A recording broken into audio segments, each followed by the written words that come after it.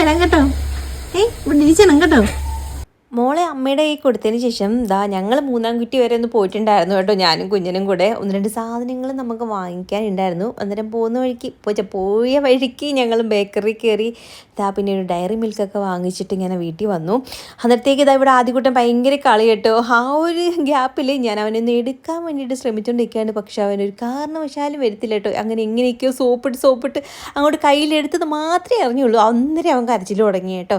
ഇവൻ പോകുന്നതിന് മുന്നെങ്കിലും ഒരു വട്ടമെങ്കിലും അവനെ എടുക്കാൻ പറ്റുമെന്ന് എനിക്കറിയില്ല കേട്ടോ. അങ്ങനെ ഇവനെ പിന്നെ ഞാൻ അങ്ങ് തിരിച്ചു കൊടുത്തു. ഋതുട്ടനാണെങ്കിൽ ഇതൊക്കെ കണ്ട് ഇങ്ങനെ രസിച്ചിങ്ങനെ കിടക്കുകയാണേ. പിന്നെ രാത്രിയിലേക്ക് ചിക്കൻ കറി ആകുന്നുണ്ട്. പിന്നെ പുറത്തുനിന്ന് ചപ്പാത്തിയും പൊറോട്ടയൊക്കെ വാങ്ങിച്ചിട്ടുണ്ടായിരുന്നു. പിന്നെ ഉച്ചക്കലത്തെ മീൻകറിയും കപ്പയൊക്കെ ഇരിപ്പുണ്ടായിരുന്നു. അപ്പം എല്ലാം കൂടെ കൂട്ടി ഒരു പിടി പിടിച്ചു. ലേശം എല്ലാത്തിൽ നിന്നും എടുത്തിട്ടുണ്ടായിരുന്നു.